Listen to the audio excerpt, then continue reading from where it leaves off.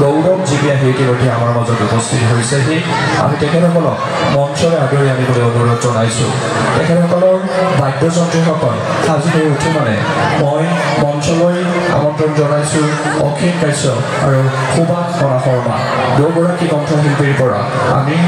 মঞ্চখন সাজু হৈ উঠে মানে আপোনালোকৰ মনোৰঞ্জনৰ কাৰণে এৰি দিছোঁ মই অখিল কাশ্যপক প্ৰথমতে মঞ্চলৈ আমন্ত্ৰণ জনাইছোঁ এইখিনিতে এটা কথা ক'ব খুজিছোঁ যে আৰু মাত্ৰ কেইটামান দিন পিছত হাইস্কুল শিক্ষান্ত পৰীক্ষা আৰম্ভ হ'ব মই যিমান দূৰ জানো আপোনালোকৰ ইয়াতো হাইস্কুল শিক্ষান্ত পৰীক্ষাৰ পৰীক্ষাৰ্থী আছে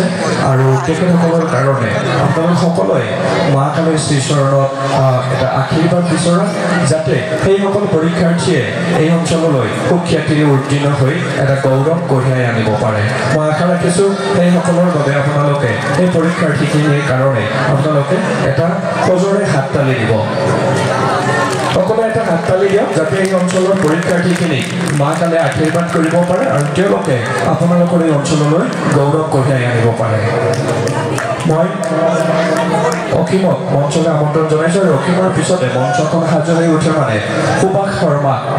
তেওঁৰ অনুষ্ঠান পৰিৱেশন কৰিবলৈ অনুৰোধ জনাইছোঁ